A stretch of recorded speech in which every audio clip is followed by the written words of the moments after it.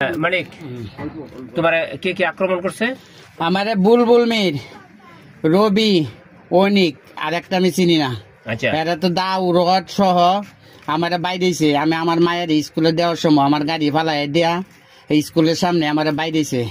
বাইরে হাত পাও ঘোরাঘুরি আছে আর দাওয়া চিন্দুই দেয়া আমার শেষ করে আছে। আচ্ছা আচ্ছা, যখন তুমি কি কোন জায়গাটার মধ্যে মারছে? স্কুলের সামনে।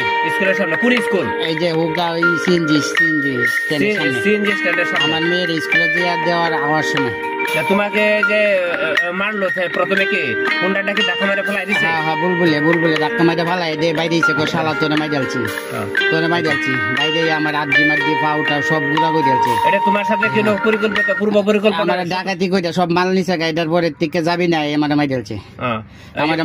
মানে তুমি যে একটা ডাকাতি মামলা দিছিলা, তোমার যে ডাকাতি হয়েছিল করে ওই ডাকাতির মামলা রেড ধরে তোমাকে? হ্যাঁ ঠিক আছে, আমারে মারছে। কেউ মারছে মানে কি তোমার কি মারিয়া ফেলবে? মাই ডালছে আমার মাই ডালছে একটা মায়া করছে মরে আছে শালা মালা তুই আমার গেছে গা। আচ্ছা ভাই আমি আর কথা কইতে আমার তুলার মতো মারছে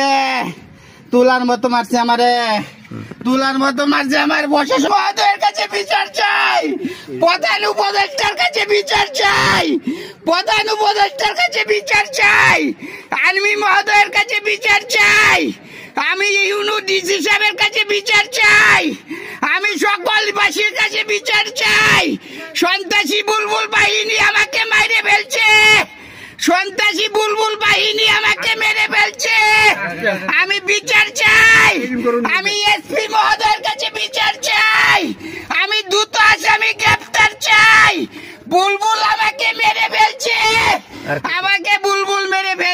আমি আর কথা বলতে পারছি না।